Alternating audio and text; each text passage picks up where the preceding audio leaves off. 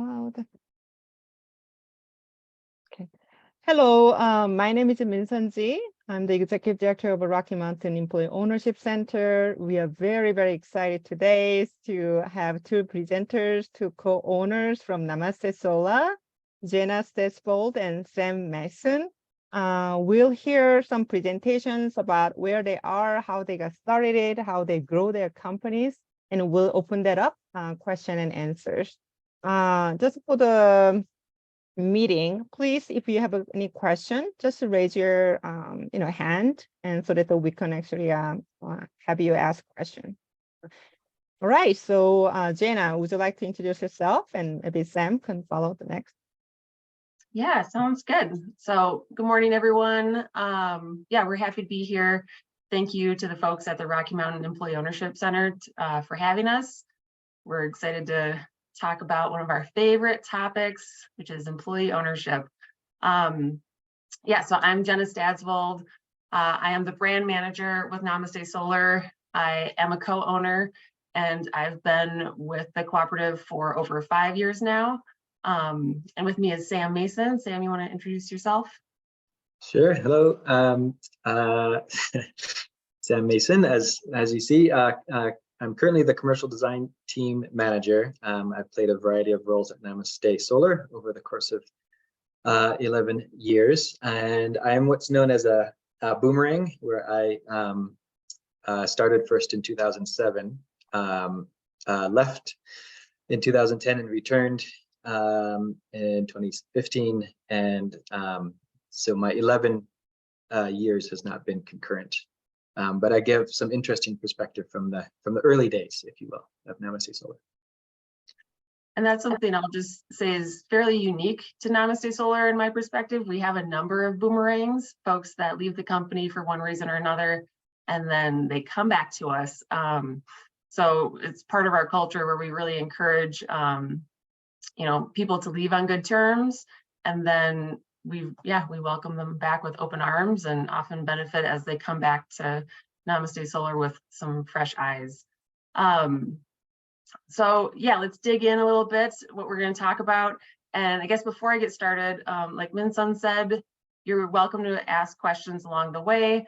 I'm really excited to hear what you all are interested in and want to hear about specifically. We have a lot to talk about, but chime in, or we'll have a lot of time for Q&A at the end too, so you can write them down and save it for that time if you'd like. And I'm going to be leading the presentation a bit, but Sam, chime in as you have thoughts that you want to add, and bring some additional color to the conversation. We'll do some co-creation and collaboration in real time. So yeah, like Min Sun said, we'll talk a little bit about Namaste Solar, our history. We'll go through some key elements of our cooperative structure and how we operate. A little bit about what it's like to be an employee-owned cooperative. How does that affect our business? What is it like as an employee? And then we'll talk a little bit about current challenges and recent changes that we've gone through as well. So basics about Namaste Solar. Who are we? What do we do? We are a solar company. We do both residential and commercial solar installations. We've been around since 2005, which for the solar industry means we're pretty ancient at this point. Got a lot of years under our belt, and a lot of megawatts of solar, a lot of systems installed. So on top of like the what we do, the important part is the how we do it and why we do it. So we're employee owned, we're a certified B Corp, and we're a public benefit corporation. So for those of you who haven't heard about certified B Corps, this is a third-party certification that looks at our social and environmental responsibility as a company. And so we go through a recertification process every 3 years. We just went through it, so we're waiting for a new score. You can go look online and see our exact score and different areas where we have points. Yeah, I love the B Corp community, so also got to give a shout out for B Corps and go check out different companies online and see their scores. So on the residential side, we do what we call retrofit install. So this is, home solar on existing homes. We also install solar on new housing developments. So, when a new development's going in, we'll go in and put solar on every single house. We do service for existing systems. We do deinstallation and reinstallation. So if someone, has hail damage on the roof, they need a new roof, we'll take off the solar and then put it back on once the new roof is on. So we have a rock star residential solar team. They know solar, they know electrical through and through. So I really love seeing the care that this team provides, from the beginning when they're quoting homeowners and really treating people with care, all the way to the integrity and skill of our install team, and then the expertise of our solar team. They really just, are really good at what they do and knock it out of the park every time. And then on our commercial side, we are a vertically integrated solar installer. So this means that we can do everything from the beginning all the way to service again. So we can handle initial planning, financing, permitting, interconnection, the construction, final commissioning. So we do commercial and industrial properties. This picture here is a fairly recent install on CSU up in Fort Collins. Really beautiful site. We do community solar projects, design and consulting, and operations and maintenance. So because we have all this different expertise on the team, it benefits the customer's experience. And as for internal folks, we're also able to provide really good career opportunities and really cool growth for folks on the team. And then I have to share our mission statement. This mission statement has been around since the beginning. We really, I'm in marketing. I see mission statements used as like marketing lingo all the time, where it's just something on the website that's kind of pretty words. But our mission statement really is part of the heart of Namaste Solar. We often reference and come back to our mission. It's a touchstone. And I think one of the neat things is that our mission statement has stood the test of time. So, we are cooperative, co-owners get to vote on different changes, and a few changes have been proposed to this mission statement, and they've been voted down because people just really find that this mission statement is something that's helpful to come back to. It's inspiring. We really draw on it frequently. So it's a key part of Namaste Solar. Yeah, Sam.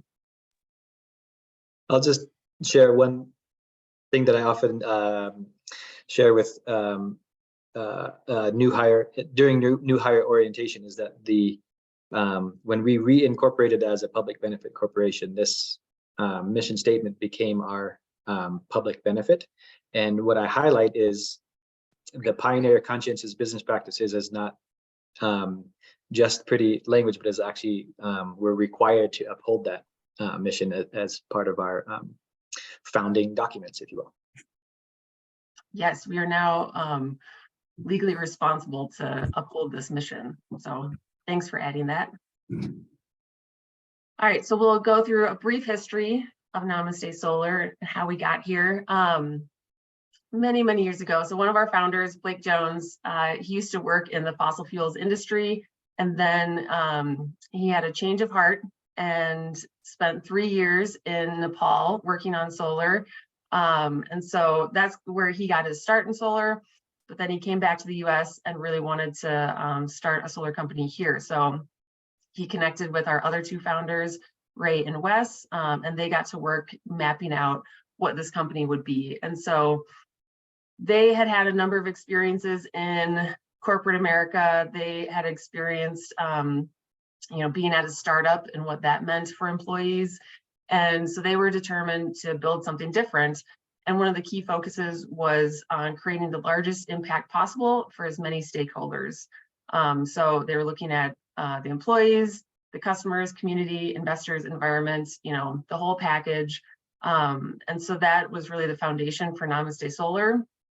And we like to say we're transforming energy, that's through solar, but we're also trying to transform business, and that's through being an employee owned, being a B Corp, being a public benefit corp.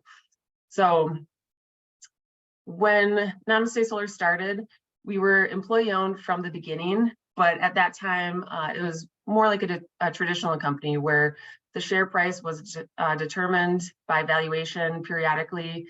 Individuals could purchase multiple shares, and so there was each share did give the individual a vote.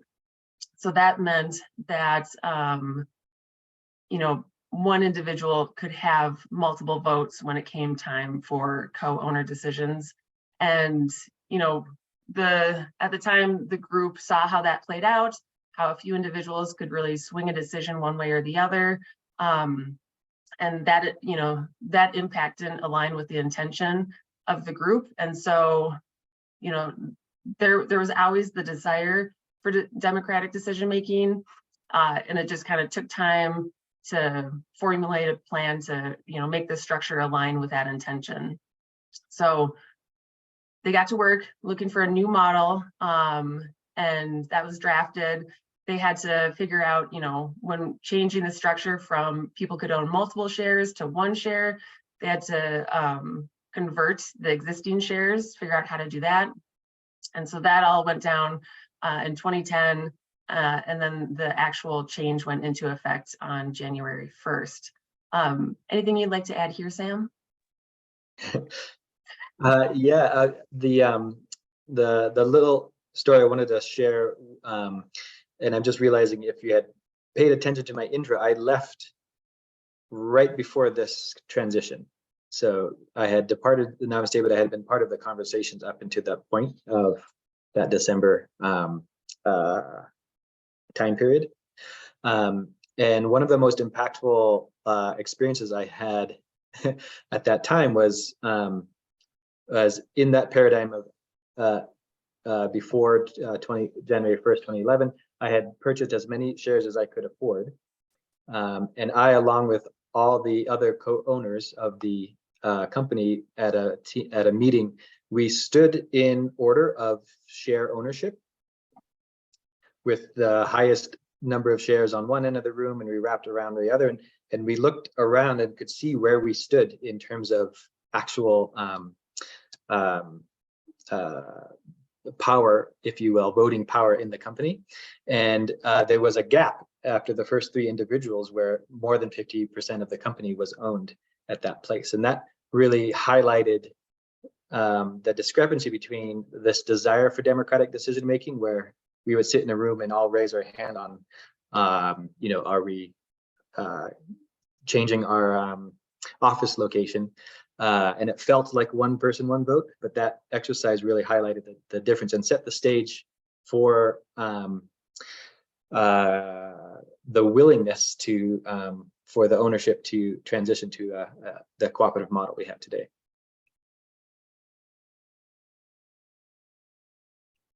So to make that transition happen, you know, this wasn't just all imagined out of nowhere. Namaste Solar really leaned on other companies for examples and for inspiration. So Equal Exchange was a huge part of this. They share their cooperative model, their equity structure, and bylaws for us to look at and, you know, largely base ours off of. South Mountain Company in New Belgium were also inspiration for us. And so there's a saying, if you've seen one employee-owned cooperative, you've seen one employee-owned cooperative. Each is so different and structured in such a unique way. So there's no right way to do it. There's so many different examples out there. So if your company is looking at this transition, like, yeah, don't feel like you have to recreate the wheel. And of course, the folks at Rocky Mountain Employee Ownership Center are there to help. So yeah, it's possible, and there's roadmaps out there, but you still have to kind of find your own path that fits your company and your company's values and needs. Anything you want to add here, Sam? I just had a spontaneous thought. There's the if you are looking for a roadmap to copy directly, you may want to question your motivation for becoming a employee-owned cooperative.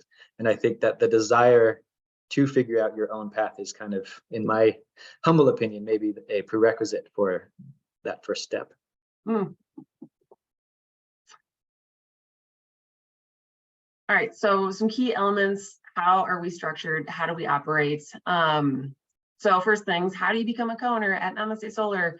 Any employee at Namaste Solar can become a co-owner. It's not a requirement for anyone to do so, which is a change. It used to be that everyone at Namaste Solar was a co-owner, but that's not the case anymore. We have a 1-year candidacy process where for the employee, they get to try on co-ownership, see what it's like. They get pretty much every benefit of co-ownership, except they don't get to vote, they don't get dividends. And then for the cooperative, it's also like an education period. We have candidate curriculum, so we walk through like our financials, how to understand the solar coaster and the solar industry, stuff about our branding. We really try and set the expectations of what does it mean to be a co-owner, what are some of your responsibilities, and help them become more informed about the whole opportunity of co-ownership so that they can make their decision. So after a year, we've had some folks say, nope, okay, I don't want to become a co-owner, and they can go back to being an employee. Other folks decide, yes, I do want to be part of this. And so at that time, it's $5,000 to buy in. And yeah, like I said, it's one person gets one share. The value of the share doesn't change over time. So that's a set price. If you leave, we buy back your share at that same price. So we do have a loan program. We've been trying to increase the accessibility of co-ownership over time. So if someone doesn't have $5,000 when they finish candidacy, they can enter the loan program, and it just takes a small chunk out of each paycheck over a few years. So like I said, every co-owner has one share, one vote, no matter your role, no matter your tenure. And so that's really part of a key part of democratic decision making. So our 3 pillars at Namaste Solar: cooperative ownership. We're 100% employee owned. Only our employee owners have voting stock. Democratic decision making. Yep, each person can only buy in one share, which gives them one vote. And then extreme transparency. So we report on company, complete company financials to co-owners. Co-owners can listen in to leadership meetings and hear some decision making happening. They can ask questions of our leadership team at that time. We have transparent pay, so everyone can see it, or not, so co-owners can see what everyone at the company makes. And part of why transparency is so important is that, it is a democracy. We need to have co-owners informed about what's going on at the cooperative to be able to participate in democracy and to co-create this company together. You can't make smart votes if you don't have the information. Anything to add around the pillars, Sam? No, just if it's already transparent, what does the extreme mean? And I always say it's extremely difficult. That's why it says Yes. So we get to vote on things, but that doesn't mean we get to vote on all things. Not all decisions are made by co-owners.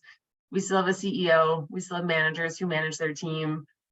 And so some decisions do require a co-owner vote. That's outlined in our bylaws. And so these are some examples. We vote on electing our board of directors members.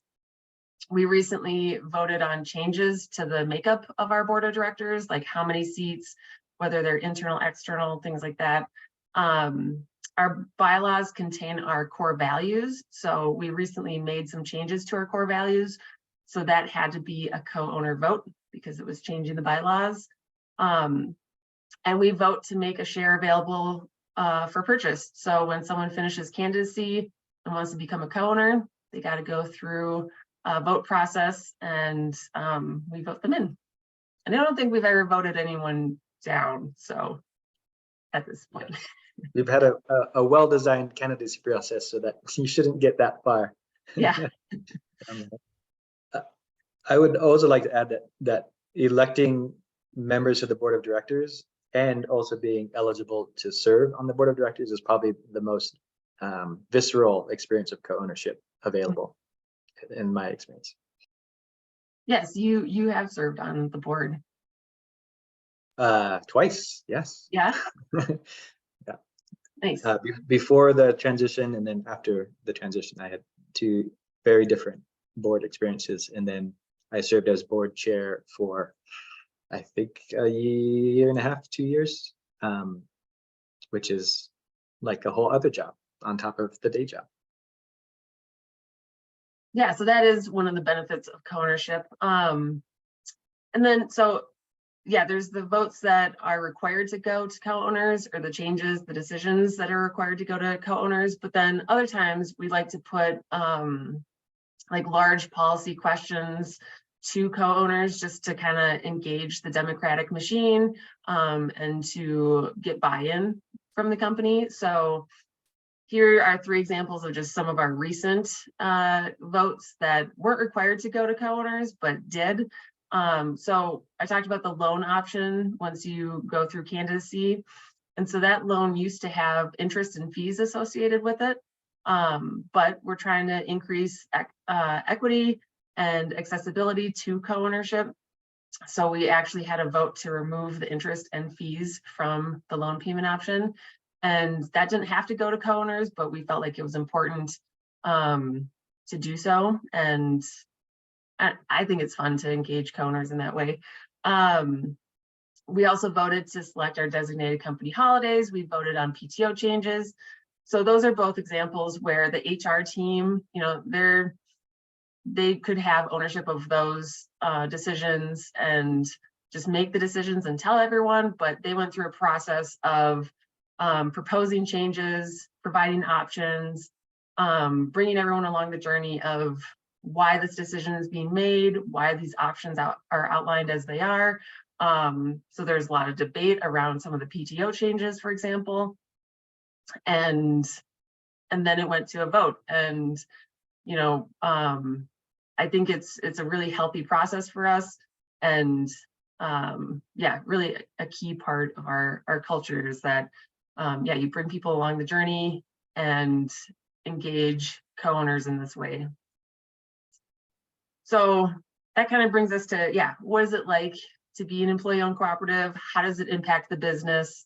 And so I think one of the things, you know, Sam and I were talking about this, and the business structure has really been intentionally created to align with our mission and values. So I see it as this like flywheel effect where, you know, it was intentionally created so that we can attract values aligned people. So we attract these people who are committed to our mission, attracted to our structure, and they in turn help co-create the company and like reinforce or change our structure, our processes, reimagine what Namaste Solar looks like.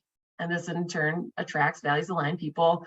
And so one of the biggest benefits we see is really in the people that we are able to attract. We just find folks who, or they find us who are really committed to Namaste Solar, to our mission.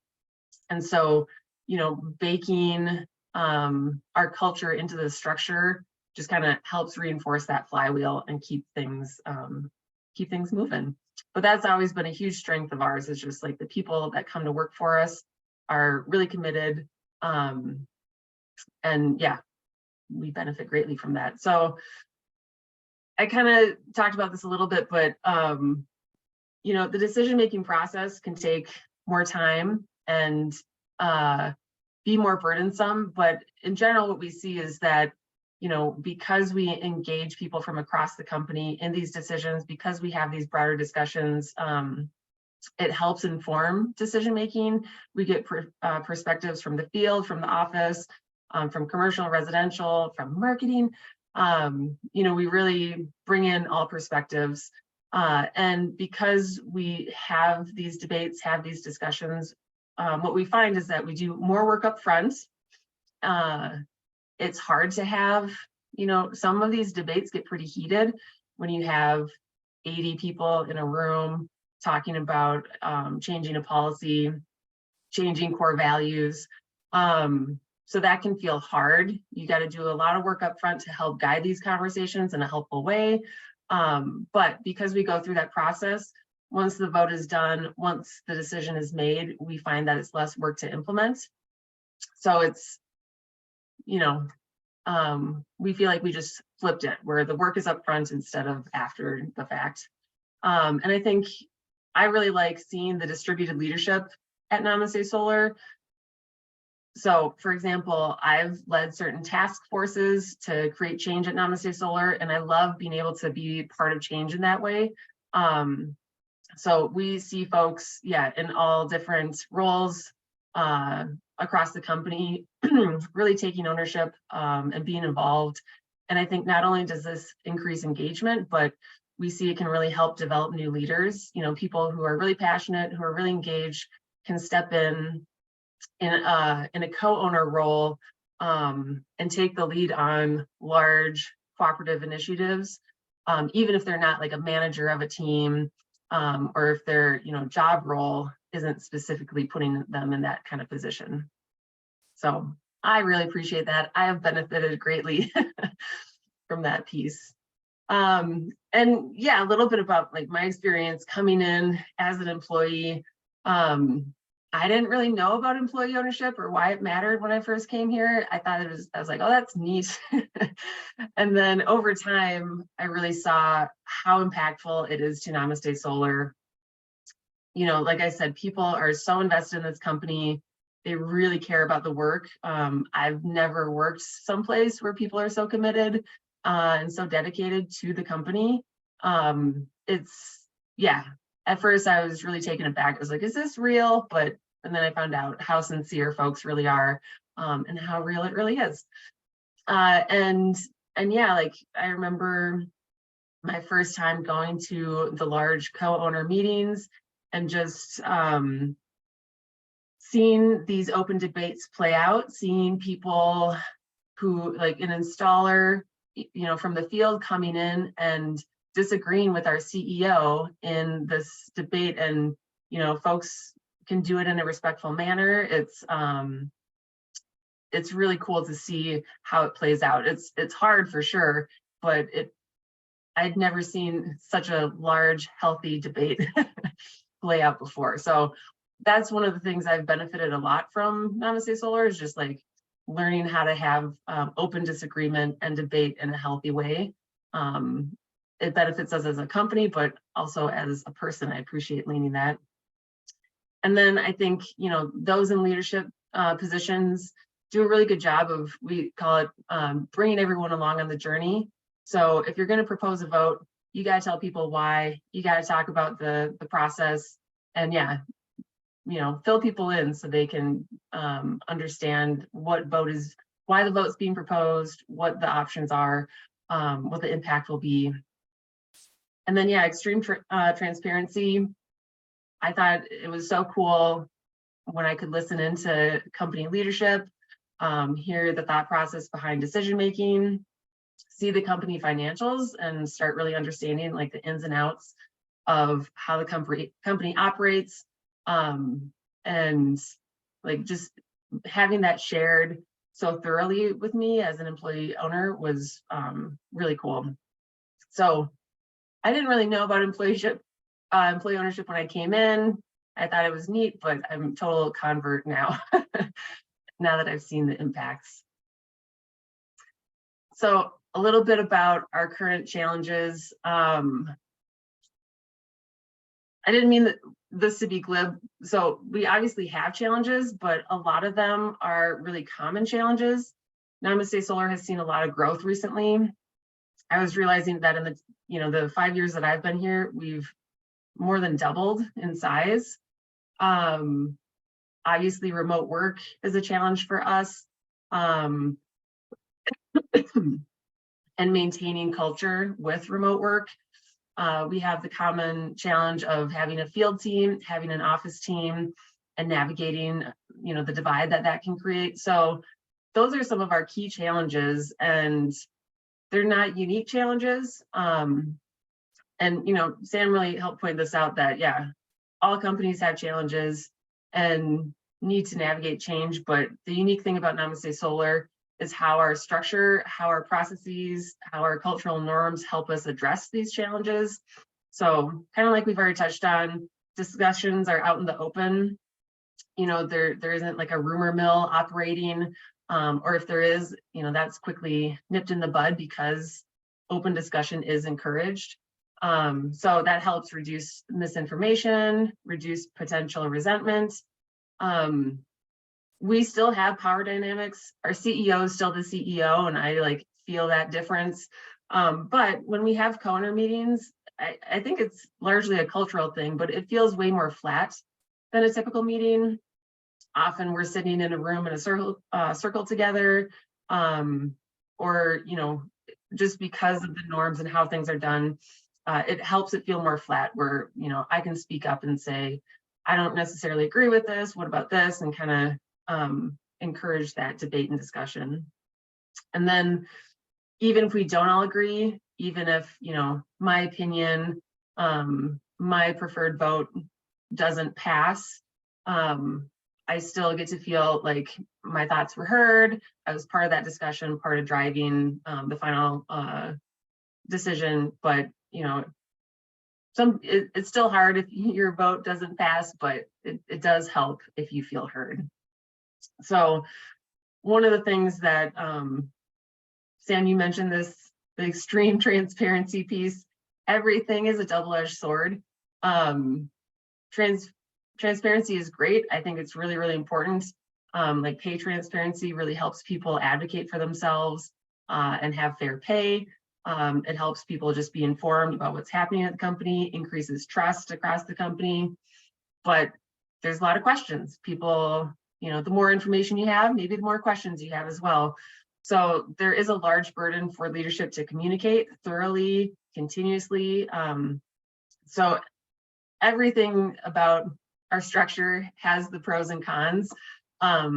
Democratic decision-making, you get more buy-in in the end, but it is a tough process. It can be emotionally challenging to navigate.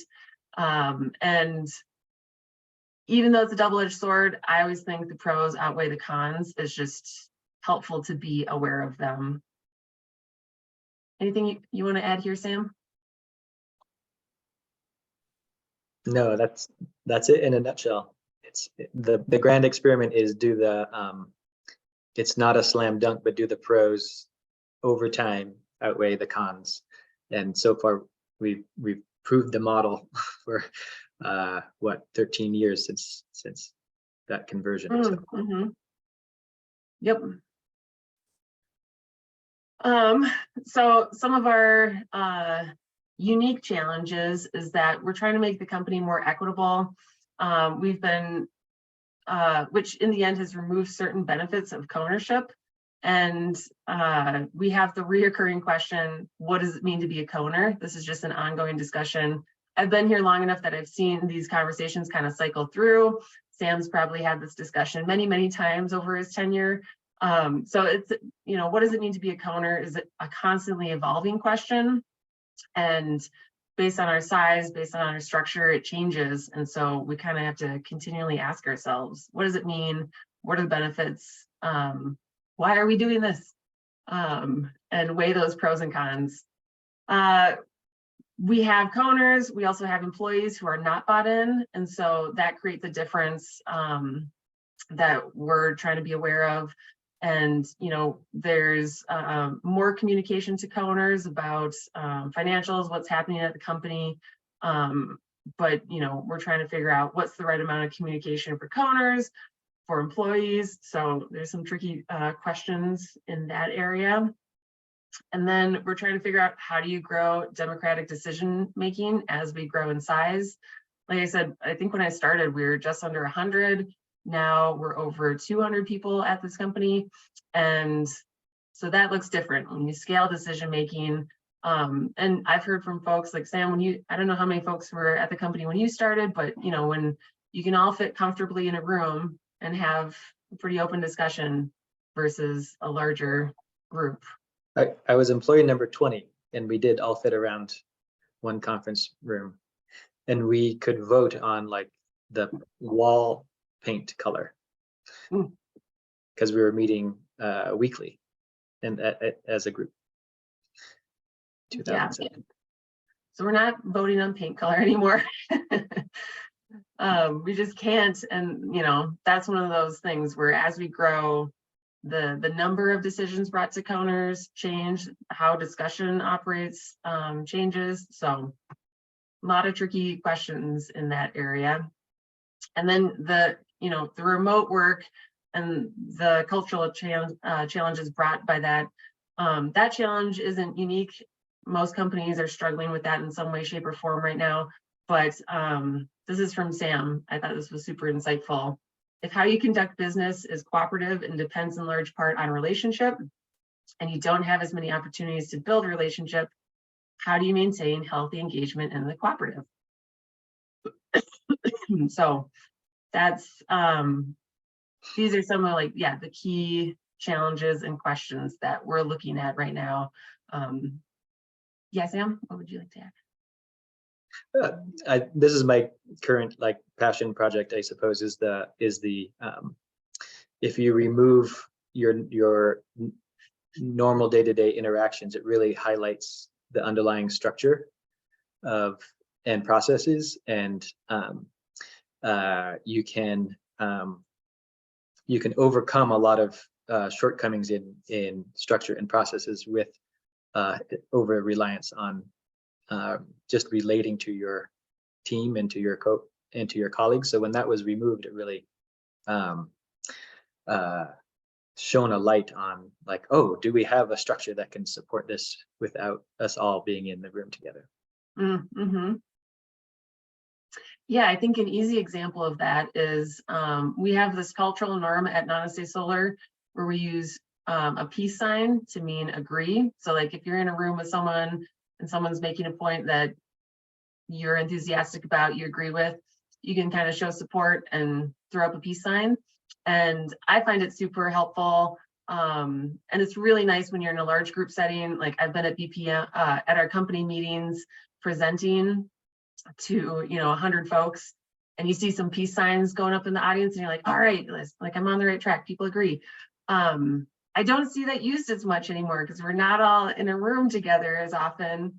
And so that cultural norm, I don't think it's going away, but I've seen a little bit of a fade. So that's a great example.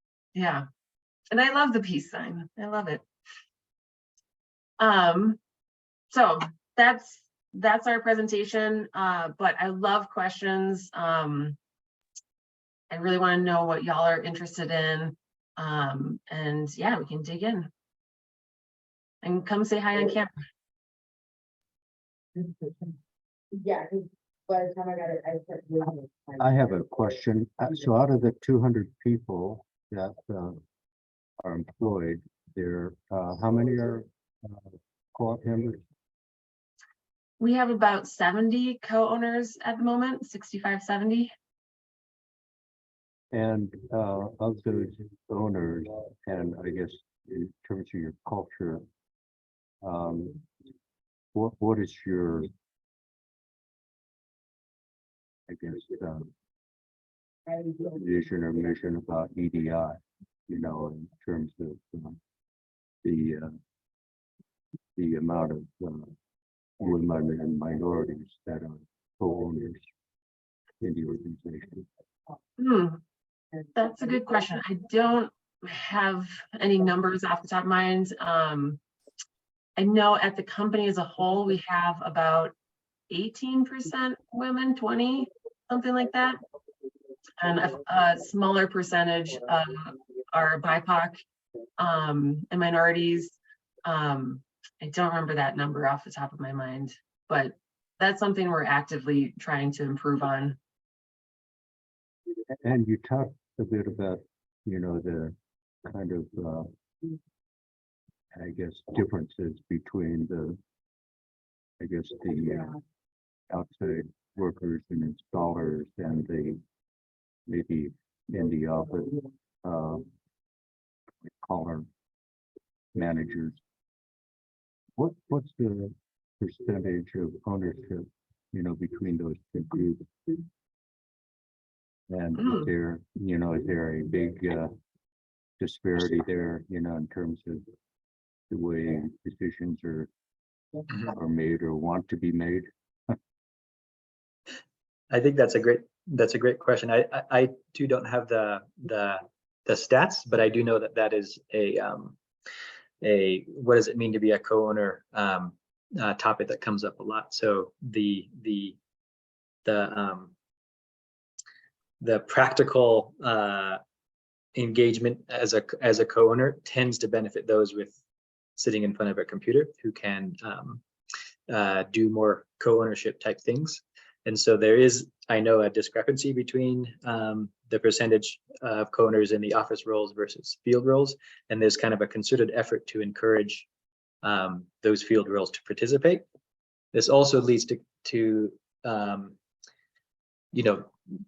now 10 years of talking about the what are the responsibilities of co-ownership? How can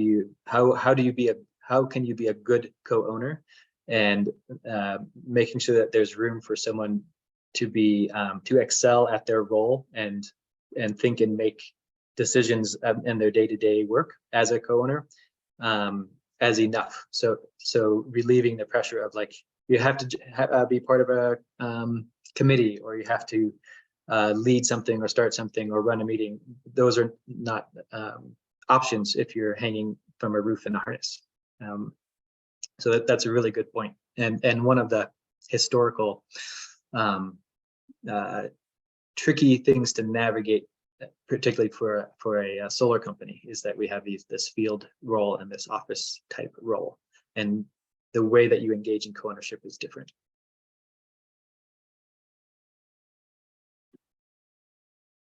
I have a question, again, concerning the managerial levels.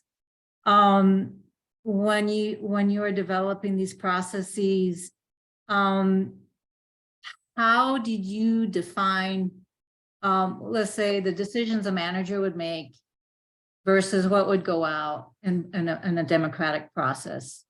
And I'm sure that's an ongoing process, but it seems to me that anyone in a managerial level would, either have some extra training to be able to define that role, where, okay, this is something that the ownership, the co-owners will decide on, and this is what I, as a manager of this particular segment of the company, decides on. Yeah, that question could go in so many directions.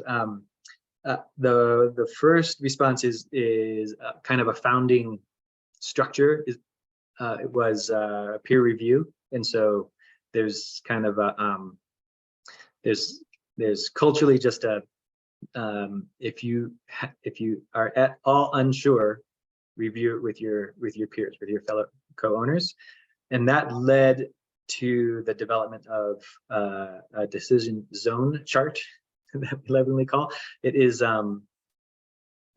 it's not very elegant, but it is the best. What I appreciate is that it is a structure where different kind of decision examples are laid out and put into board of directors, CEO, team, committee, the co-ownership, shareholder group, and individuals, so that you can navigate at least on using precedent, and say, well, I have something new, and it's looks a little bit like this and a little bit like this, doesn't fit anywhere nicely. That's where peer review would come in. The other direction this question can go is just the burden on management, or being in a manager position, is really it's tricky because the training really has to do with facilitating. How good are you at facilitating a discussion, rather than more traditional norms of the buck stops here type of management. And there is a time and place to respond with an immediate decision, because we don't have the luxury of time. And then there's kind of the give and take of making sure that then the information is presented and transparent, and sometimes the story of bringing you along the journey has to happen after the decision necessarily for the business to survive, but being aware of when to do that and when to facilitate a conversation is probably the hardest thing to do as a leader at Namaste Solar. Yeah, and I can give an example of so when trying to make a decision about if there's going to be a co-owner vote, or even just a discussion, and you want to get input from co-owners, I think sometimes it comes down to how many people are affected, and is it like a widespread company issue, or is it like how limited is it to like a certain team or something like that. And like, you know, we recently did a logo update, which our logo is very beloved. Yep, there it is. By the cooperative. And so we had that debate on the marketing team, like, do we need to bring this to the co-owners? I think it could have gone that way and people would have appreciated it. But in the end, we didn't because we felt like, okay, marketing has enough ownership of this. And, you know, we still had a pretty thorough process that brought in folks from different teams for input. And so even if we didn't go the route of asking co-owners to help us make that decision, we did gather more input from outside of our team. So I think there is a lot of thought process behind like, okay, what's the scope of this question? How much ownership do we feel like we have on our team to, you know, answer this? And then sometimes it's like, okay, we can control this totally within marketing. Sometimes we need input from other teams. Sometimes we're like, all right, let's go to the co-ownership. So another example, so that's an example where we did not go to the cooperative, but we did, this was a few years back, we were trying to revamp our community giving program. And, you know, that money and the ability to spend that money had previously lived on the marketing team. And of course I was like I want at it, like I want to figure out where we're donating this money. But that's an example where because the amount that we give to the community is based on the profits, we decided this is a co-owner decision of how we structure our community giving program in the first place. And then now each year the co-owners are part of deciding how we donate and where we donate the community giving dollars. So yeah, it's like each decision you kind of look at it and figure out, yeah, on a per decision basis. I would just add, there is a slight difference between a co-owner vote and a shareholder vote. And just to drive home that the bylaws as written have specific decisions that have to be done by a shareholder vote. And so all shareholder votes are in a sense co-owner votes, but not all co-owner votes are required by our bylaws. And so the shareholder votes are very easy to know when that's a shareholder vote because it's written out in our bylaws. The co-owner votes, as Jenna talked about, is a little more of peer review and kind of feeling the impact and knowing the company, which again benefits those who have been around longer and is often tricky to navigate as a first in your first years at Namaste. I have a questions. So you grew from dozens of employee owners to 70 employee owners and plus employees. Right now you have a total of 200 people working. You grew really rapidly for the past years. And do you think that being an employee-owned company very helpful for this company growth? And the other question is, there are some of the companies right here today that are interested in converting to employee-owned businesses. What are your recommendation or advice for them to, consider? Oh, yes. I can take the growth question. So that is also a perennial discussion. And I would say at company retreats in the past, there have been lots of discussion on what is your goal for growth, because of the impact on company culture. And I would say if you're a company who is trying to grow, following the path of a traditional company that is intending to sell at some point, then it's very obvious that this structure is not appropriate. It's going to hamper growth for that purpose. If your intention for growth is one to maintain your position in the market while providing opportunities for co-ownership in your company and like career growth, kind of furthering these conscientious business practices, then it's a great model. But that's you know, if the story is Namaste Solar has grown rapidly over the course of the years, the other side of that story is that it's been kicking and screaming the whole way of like, we have to, because we need to survive or for longevity or to keep pace with the market, but not for growth's sake alone.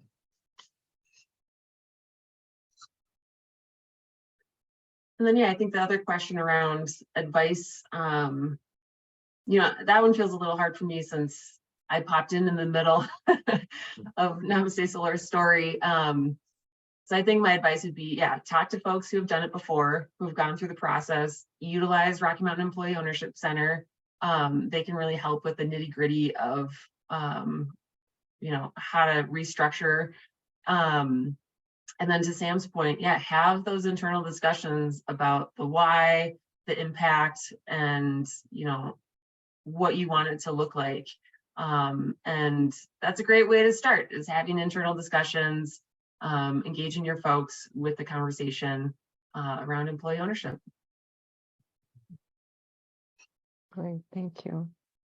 Okay, so are there other questions or comments?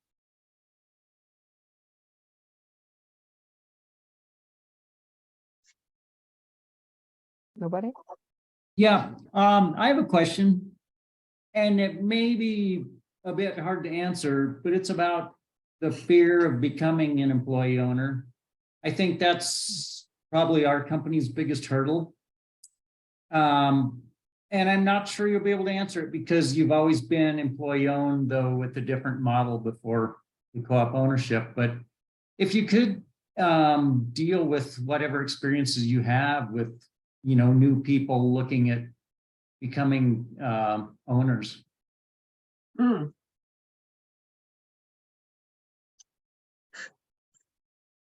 Go for it, Sam. I'm processing. Yeah, is this a question about like the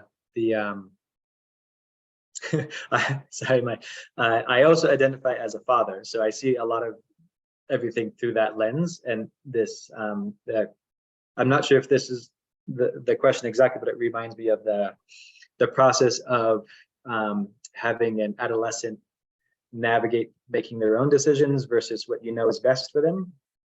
And you could, I think you could describe, again, third hand, more felt by the founders of Namaste Solar, but what I have observed is that the founders and early architects of the Namaste Solar structure are in a prolonged adolescent period of knowing maybe what's best, but allowing room for the company to go where it will. And that, as you can imagine, is both rewarding and terrifying, as you said. And so there's kind of recognizing like the role or status power that you have as a long-term co-owner means that when you speak, there's a little bit more weight there, and there is kind of you know, we're right back to that, the interrelational versus the structure. The interrelational piece means that if you're a long-term co-owner, you generally get a bigger platform, and your message has a little more weight to it. And you should be very choosy about where you interject because of that, to allow for the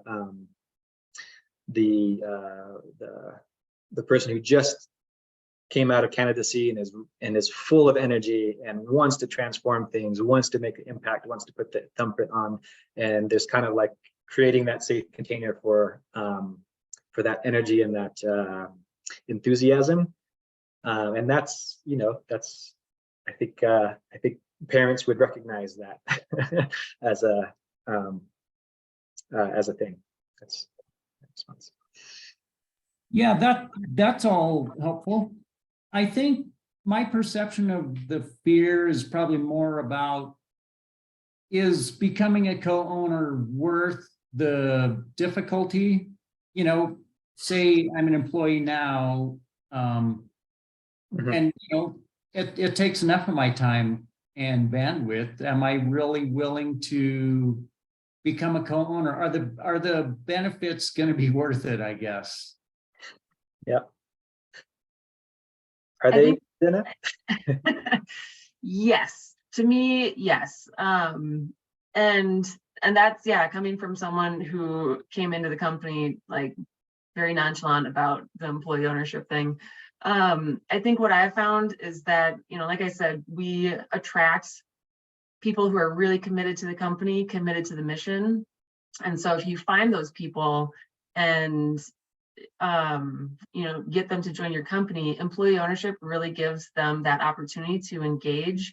Like, I love being able to, if I see something where I see some opportunity for improvement, I love that as a co-owner, I can like get in there, help make this better. And, I'm not restricted by my role as much, like, you still have to stay in your lane a little bit. Not everything is a co-owner question, a discussion up for debate. But I love that I can, look outside my role and look for opportunities for improvement, and that we're co-creating it together.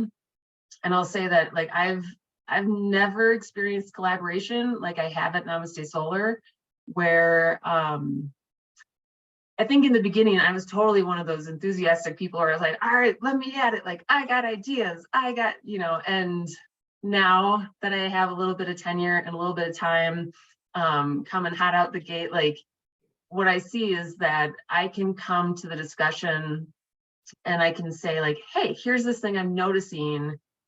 And then like, we truly can collaborate on it, and other people bring really valuable perspective. And I've just had so many experiences where I come with this idea of like, well, this is how it's going to go. Someone else comes with their idea, and then like together we create something that neither of us envisioned in the beginning. And so I think that for me is really the magic of it. When it's working well, is that, yeah, you get committed people who really want to see this company succeed and will take additional steps to help make it succeed. And co-ownership kind of gives them that vehicle to do it, and engages them in that way. I would add that even on my most cynical and jaded days, the dividend check helps as well. As a physical manifestation of co-ownership. There was a time, in 2008 maybe, so long ago, where we barely made a profit, and so the board was navigating declaring a dividend pool, and it was going to be some like $1,000 total.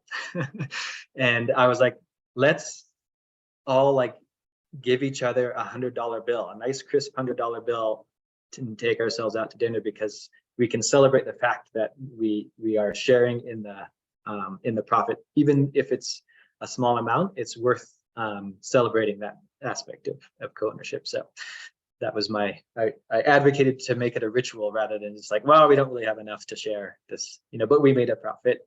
We were in the black, but just barely. Great. Okay, so 12:02. Thank you so much. This has been really fascinating, and we'll actually send you their information and contacts. So if you have any questions, please reach out to them. And thank you so much for joining today's webinar. Great. Yeah, Nice to thanks see you for all. joining, everyone. Thank you so for having much. us. Great to hear the stories. Thank Yeah, you. Thank you. Bye. Have a good one, everyone. Bye. Bye. Thank you.